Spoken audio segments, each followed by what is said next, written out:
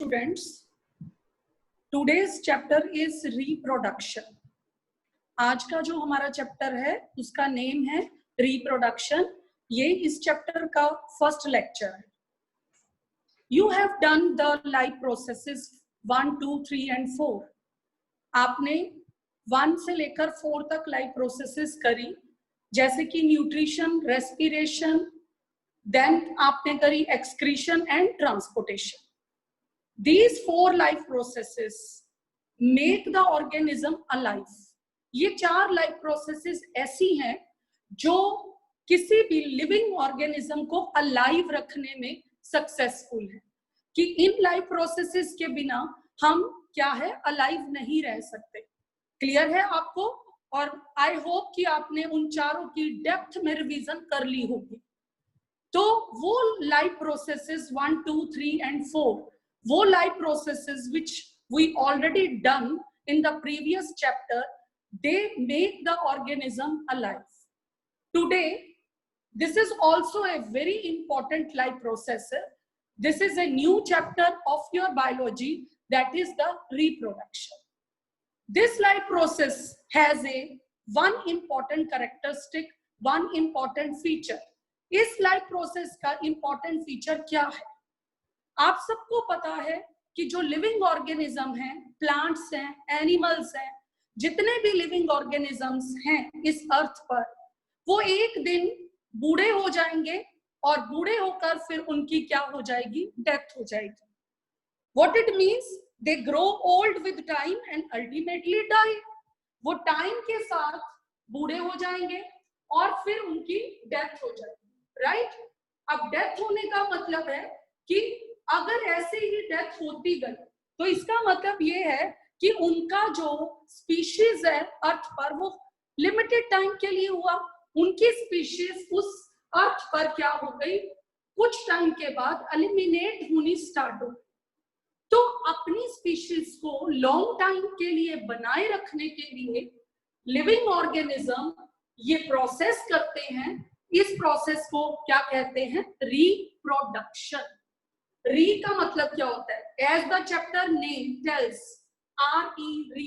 री का मतलब है again, and production means produce करना. तो ऐसी प्रोसेस जिसके अंदर वो अपनी स्पीशीज को अर्थ पे लॉन्ग टाइम पे बनाए रखने के लिए एक इंपॉर्टेंट कैरेक्टरिस्टिक्स करते हैं. That characteristic is called reproduction. What is the main word here? यहां पर जो मेन वर्ड है दैट इज अपनी species, of their own species. Suppose a dog give birth to the puppies, cat give birth to the kittens, human beings give birth to their son और daughter. अपनी species को reproduce करते हैं, अपनी kind की species को reproduce करते हैं. वो क्यों ऐसा करते हैं? Because it is the law of nature कि एक दिन वो बूढ़े हो जाएंगे और उनकी स्पीशीज धीरे धीरे खत्म हो जाएगी, क्योंकि जो भी अर्थ पर लिविंग ऑर्गेनिज्म ने बर्थ लिया है और उसकी डेथ होनी ही है.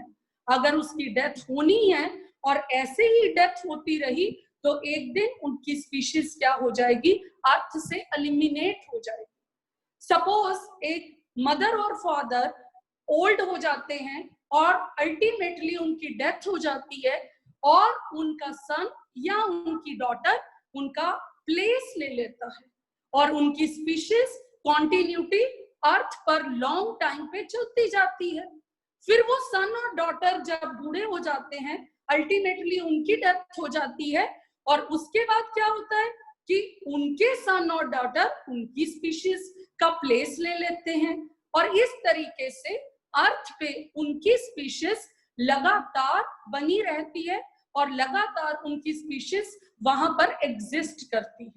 सो इस प्रोसेस को कहते हैं रिप्रोडक्शन. सो रिप्रोडक्शन प्रोसेस की डेफिनेशन यहां से क्या आई? The production of new organisms. Production of new organisms from the existing organisms. Existing organism की हेल्प से, एग्जिस्टिंग ऑर्गेनिज्म कौन हुए? एग्जिस्टिंग ऑर्गेनिज्म हुए father and mother. Existing organism हुए फादर और मदर, और उनकी हेल्प से क्या हुआ, प्रोडक्शन ऑफ न्यू ऑर्गेनिज्म, यानी कि सन और daughter, new organism of the same species. The main important word is here same species. Same species का मतलब मैंने अभी आपको बताया कि ह्यूमन बीइंग की जो रिप्रोडक्शन होगी सन और डॉटर, दे प्रोड्यूस सन और डॉटर. और अगर डॉग की रिप्रोडक्शन होगी दे प्रोड्यूस पपीज, और अगर कैट की रिप्रोडक्शन होगी दे प्रोड्यूस किटन्स. यानी कहने का मतलब है अपनी ही स्पीशीज को लॉन्ग टाइम पे बनाए रखने के लिए जो ऑर्गेनिज्म है वो क्या करते हैं, रिप्रोड्यूस करते हैं. और यहाँ अगर हम प्लांट्स की एग्जांपल लें तो जो सनफ्लावर है, सनफ्लावर जो है उसके जो सीड्स हैं उसके न्यू फ्लावर्स आएंगे, वो सनफ्लावर के ही होंगे. रोज है तो रोज के ही न्यू प्रोडक्शन होगी. तो कहने का मतलब है कि लिविंग ऑर्गेनिज्म आइदर प्लांट्स और एनिमल्स, कोई भी लिविंग ऑर्गेनिज्म हो वो अपनी ही स्पीशीज को लॉन्ग टाइम पे बनाए रखने के लिए, अपनी अर्थ पे एग्जिस्ट करवाने के लिए वो क्या करता है, रिप्रोडक्शन. सो यहाँ से हम एक रिप्रोडक्शन की मेन डेफिनेशन लिखेंगे. और मैं आपको भी बेटा सुजेस्ट करूंगी, आप सबको भी जब भी आप क्लास अटेंड करें, you have a register, rough register with you और ए pen, so that you can note down the important points of the lecture. So first of all, you note down the definition of the reproduction. What is the definition? The production of new organism. The production of new organism. Learn करने का best तरीका क्या है? The production of new organisms. अपने मन में question create करो, कहां से? तो आपको अगला वर्ड डेफिनेशन का पता चल जाएगा, फ्रॉम द प्री एग्जिस्टिंग, यानी कि जो पहले से ही है, from the pre existing organisms, from the pre existing organism. अब मोस्ट इंपोर्टेंट वर्ड इस डेफिनेशन का क्या है, ऑफ देयर सेम स्पीशीज. क्या वर्ड है? जो डेफिनेशन का मेन वर्ड होता है, you have to underline that, of their same species is known as reproduction. Is it clear to everyone कि the production of new organisms, the production of new organisms from the pre-existing organisms. कहां से? pre-existing organisms से. और most important word is here same species, यानी कि dog give birth to puppies, human being give birth to human being, यानी कि son और daughter. तो अपने ही स्पीशीज को बर्थ देने के लिए वो प्रोड्यूस करते हैं new organisms from the existing organism, and this process is called reproduction. यहाँ डेफिनेशन से एक क्वेश्चन अराइज होता है कि ऑर्गेनिज्म रिप्रोड्यूस क्यों करते हैं. What will be your answer here कि ऑर्गेनिज्म रिप्रोड्यूस इसलिए करते हैं सो दैट उनकी जो स्पीशीज है वो अर्थ पे लॉन्ग टाइम के लिए बनी रहे, उनकी स्पीशीज खत्म ना हो जाए. Because you know there is a rule कि अगर कोई स्पीशीज गेट ओल्डर और अल्टीमेटली वो क्या हो जाती है, डाई हो जाती है, और अगर ऐसे ही डेथ रेट चलता रहा और उनकी जगह पर न्यू ऑर्गेनिज्म नहीं आए, तो इसका मतलब धीरे धीरे एक टाइम ऐसा आएगा कि उनकी स्पीशीज क्या हो जाएगी, एलिमिनेट हो जाएगी अर्थ से. राइट? तो यहां पर आप डेफिनेशन के साथ एक एग्जांपल दे सकते हो कि human gives birth to the son और daughter, dog give birth to the puppies, cat give birth to the kittens.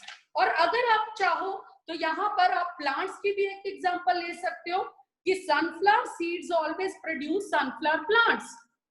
यहाँ पर आप एक प्लांट्स की भी एग्जांपल ले सकते हो. सपोज मैंने किसकी एग्जांपल ली है यहाँ पर, sunflower seeds. Sunflower seeds produce always what, sunflower plants. So अगर हम यहाँ पर प्लांट्स की भी एग्जांपल ऐड कर देंगे तो टॉपिक जो है, डेफिनेशन जो है और ज्यादा क्लियर हो जाएगी कि we are talking about all the living organisms like plants and the animals, right? So this is the definition of the reproduction. और इस डेफिनेशन को अगर हम सिंपल करना चाहते हैं, इट मीन्स रिप्रोडक्शन वो प्रोसेस है which gives rise to the more organism with the same basic characteristics like their parents, तो क्या हम यहाँ पर एक्सप्लेन करेंगे कि अगर ऑर्गेनिजम्स जो हैं वो रिप्रोडक्शन करते हैं, रिप्रोडक्शन करके वो न्यू ऑर्गेनिज्म को बर्थ देते हैं, बट उनका जो बेसिक पैटर्न होता है वो बिल्कुल सेम उनके पेरेंट्स जैसा होता है, बिल्कुल अपने पेरेंट्स जैसे फीचर्स के साथ वो रिप्रोड्यूस करते हैं। ये रिप्रोडक्शन चैप्टर बहुत ही इंपॉर्टेंट चैप्टर है as far as examination is concern, और इसके अंदर हर टॉपिक प्लांट्स का और एनिमल्स का हम डिटेल में करेंगे सो दैट कि आप रिप्रोडक्शन टॉपिक को अच्छे से क्लियर कर पाए। Now next is what? Types of reproduction. Types of reproduction हमने इस चैप्टर में प्लांट्स में भी करनी है और हमने इस चैप्टर में एनिमल्स में भी करनी है। What is our topic? Types of reproduction. There are two types of reproduction. One is called asexual and second is called sexual reproduction. One is called asexual and second is called sexual reproduction.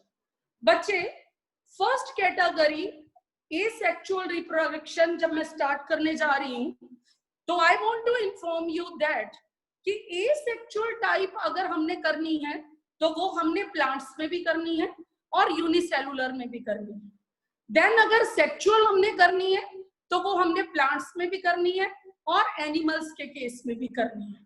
तो detail में asexual और sexual both the types are in your syllabus. So first of all we start with the asexual reproduction. Asexual reproduction की definition क्या है और sexual reproduction की definition क्या है, दोनों के अंदर आपको डिफरेंस अंडरस्टैंड करना है और सो दैट कि आप उसकी डिटेल कर पाओ। तो first of all we start with the asexual reproduction. What is the asexual reproduction? Asexual reproduction की डेफिनेशन करने से पहले I want to inform you the it's cells which takes part in the reproduction. The cells which takes part in the reproduction are called sex cells. जो cells हमारी body के reproduction process में participate करते हैं they are called sex cells, और इनका एक और नाम भी है, they are called gametes, right? तो sex cells और gametes, सेक्स सेल्स और जो गैमेट्स की अगर मैं बात कर रही हूं तो these are the special cells which takes part in the process of reproduction, या हम इन्हें गैमेट्स भी कहते हैं।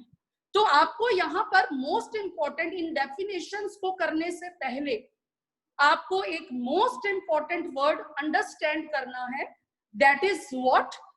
In the body of the living organism there are special type of cells, they are called sex cells or the gametes which take part in the process of reproduction. After that, now come to the definition. What is the meaning of asexual reproduction? Asexual reproduction is a reproduction which do not involve the sex cells, जो sex cells की involvement के बिना हो रही है। Asexual reproduction क्या है? Asexual reproduction is the reproduction which takes place without the involvement of the sex cells और द गैमेट्स। इस डेफिनेशन में सेक्स सेल्स और गैमेट वर्ड यूज हुआ है और आपको मैंने डेफिनेशन से पहले ही बता दिया कि सेक्स सेल्स और गैमीट्स क्या होते हैं जो रिप्रोडक्शन में पार्टिसिपेट कर रहे हैं। लेकिन एसेक्सुअल रिप्रोडक्शन ऐसी टाइप है इसके अंदर न्यू ऑर्गेनिज्म प्रोड्यूस होता है, लेकिन इसके अंदर सेक्स सेल की इन्वॉल्वमेंट नहीं होती। इट मींस यहां से डेफिनेशन क्या निकल के आई, the production of new organisms, the production of new organism from a single parent, from a single parent without the involvement of sex cells. समझ गए आप भी इस डेफिनेशन को नोट करोगे तो इसीलिए इसे एसेक्सुअल रिप्रोडक्शन कहते हैं। इसके अंदर क्या होता है, प्रोडक्शन ऑफ न्यू ऑर्गेनिज्म। कैसे होता है ये हम डिटेल में समझेंगे। अब आप कहोगे कि अगर सेक्स सेल की इन्वॉल्वमेंट ही नहीं हो रही तो how it is possible to produce a new organism. वो आपको पूरी एसेक्सुअल प्रोसेस डिटेल में करते ही, सारी डिटेल करते ही आपको पता चलता जाएगा कि ये प्रोसेस होती कैसे है। First of all you must know asexual reproduction होती क्या है। Production of the new organism, production of new organism from a single parent, from a single parent without the involvement of sex sales. ये बहुत important word है, इसी के ऊपर पूरी प्रोसेस डिपेंड है। कौन सा, इसको अंडरलाइन करो, इन्वॉल्वमेंट ऑफ सेक्स सेल्स, और you can also write in bracket gametes. आपको ब्रैकेट में गैमेट्स भी लिखना है। तो this is a very important word कि asexual reproduction is the production of new organism from a single parent without the involvement of sex cells और gametes. वो मैं आपको बताऊंगी कि वो प्रोसेस होती कैसे है जब हम इसको डिटेल में करेंगे। But most important word is here without the involvement of sex sales. It means it is very much clear from this definition about the sexual reproduction, which is the vice versa of asexual reproduction. Sexual reproduction में क्या हो रहा है, production of new organism. Vice versa है तो single की जगह क्या आ जाएगा, डबल। डबल का मतलब one is male and other is female. From A production of new organism from the mother and father, male and female act as a parent with the involvement of sex cells। यानी कि without की जगह यहां पर क्या आ जाएगा, with आ जाएगा। तो दोनों की डेफिनेशन यहां से आपने नोट डाउन करनी है और लिखनी है दोनों की डेफिनेशंस कि इन दोनों डेफिनेशंस में क्या डिफरेंस है। Asexual reproduction is a reproduction of new organisms from a single parent without the involvement of sex cells or the gametes। और sexual reproduction की definition क्या हुई, the production of new organism from two parents। sexual की definition में single की जगह यहाँ पर आप क्या word या add करोगे, two parents। तो two word को आप यहाँ पर underline करोगे। तो definition sexual की क्या बन गई, the production of new organisms from the, ये वर्ड काट दो, from two parents, parent को parents कर दीजिए, without की जगह पर वर्ड आ जाएगा with the involvement of sex cells। तो आपको बेसिक दोनों की डेफिनेशन में क्या क्लियर हुआ, there are two types of reproduction, one is called asexual reproduction, other is called sexual reproduction। In the asexual reproduction, production of the new organism from a single parent without the involvement of sex cells or gametes। But in the sexual reproduction, production of new organism from two parents with the involvement of sex cells or gametes। दोनों definitions clear हो गई आपको। और आपको यहाँ पर अब जो हम टॉपिक स्टार्ट करने जा रहे हैं, that is the asexual reproduction in the detail. Asexual reproduction हमने डिटेल में करनी है सो दैट कि ये प्रोसेस कैसे होती है आपको पता चले अच्छे से कि एसेक्सुअल रिप्रोडक्शन कैसे होती है। Asexual reproduction has many types, बहुत सारे टाइप्स हैं एसेक्सुअल रिप्रोडक्शन की।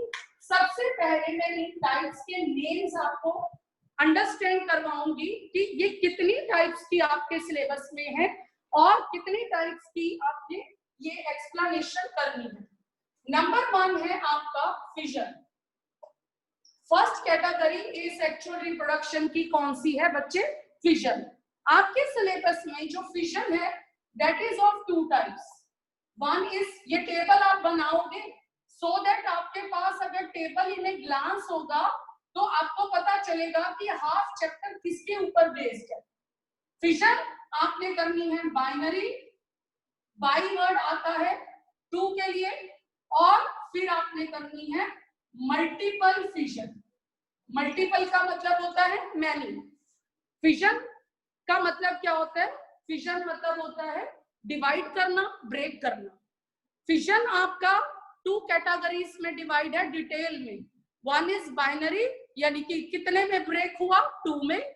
और मल्टीपल का मतलब है ब्रेक इन मैनी, राइट? तो फिजन फर्स्ट आपकी एग्जांपल है। Then the second example is budding. Second example बच्चे आपकी है बडिंग। थर्ड है आपकी स्पोर फॉर्मेशन। थर्ड है आपकी बच्चे स्पोर फॉर्मेशन। देन फोर्थ है आपकी रीजनरेशन, राइट? एंड फिफ्थ है आपकी fragmentation. What is fifth? Fragmentation. And the last is sixth, that is vegetative propagation, right? Asexual reproduction in your syllabus is divided into further 6 types. Number 1, fission. Fission is further divided into binary fission and multiple fission. Second category is what? That is budding. Third category is spore formation. Fourth category is regeneration. Fifth category is fragmentation. And sixth category is vegetative propagation. These 6 categories in your syllabus in detail with the examples, with the diagrams. Diagrams के साथ, examples के साथ, ये 6 की 6 categories आपके syllabus में है। आपको अच्छे से डिटेल में ये 6 कैटेगरीज करनी है। तो you must know these 6 categories कि हमने ये 6 कैटेगरीज जो करनी है इनके नेम्स हैं क्या। आज आप इनका डेफिनेशंस का, रिप्रोडक्शन की डेफिनेशन, एसेक्सुअल, सेक्सुअल की डेफिनेशंस और एसेक्सुअल्स की 6 की 6 टाइप्स का आप एक अलग से प्रैक्टिस कॉपी पे टेबल बनाओगे, राइट? कि कौन सी जो आपकी टाइप है उसको कौन सी एग्जांपल के साथ आपको करना है। Let's start with the first category that is fission. First category आपकी कौन सी है बच्चे? फिजन। तो फर्स्ट ऑफ ऑल आपको फिजन का मतलब पता होना चाहिए। बच्चे अगर हम साइंस की बात करते हैं, साइंस जो है 100% मीनिंग्स, लॉजिक्स के बेस पे है। हर वर्ड का प्रूफ है उसके अंदर कि ये बात क्यों कही जा रही है, कैसे है, उसको एक्सपेरिमेंटली कैसे किया जाता है। So there is not a रट्टाफिकेशन। नेम टेल्स इटसेल्फ कि ये प्रोसेस क्या है। What is the meaning of fission? Fission का मतलब होता है ब्रेक होना, डिवाइड होना। और BI, बाई का मतलब होता है 2, और मल्टी का मतलब आपको अच्छे से पता है मोर देन 2, यानी कि many, right? So first of all, we do the definition. In the process of fission, unicellular organisms divide. Divide के लिए आप यहाँ पर एक और वर्ड भी यूज कर सकते हो, split. Divides or split to form a new organisms. यानी कि वो न्यू ऑर्गेनिज्म अगर 2 हैं तो उसी फिजन का नाम हमने बाइनरी रख दिया, और अगर वो न्यू ऑर्गेनिज्म बहुत सारे हैं तो उसी फिजन का नाम हमने मल्टीपल फिजन रख दिया, राइट? सो यहां से इस डेफिनेशन से आपको फिजन का मतलब क्लियर हुआ कि फिजन का मतलब क्या है। फिजन का मतलब है स्प्लिट होना। और दो में स्प्लिट होना तो यही फिजन बन जाएगी आपकी बाइनरी, और अगर दो मैनी में स्प्लिट हुआ तो यही फिजन आपकी बन जाएगी मल्टीपल। बट एग्जांपल्स आपकी बिल्कुल डिफरेंट होंगी यहाँ पर। लेकिन फर्स्ट ऑफ ऑल हम पहले फिजन की डेफिनेशन कर लें। फिजन की डेफिनेशन नोट डाउन करिए।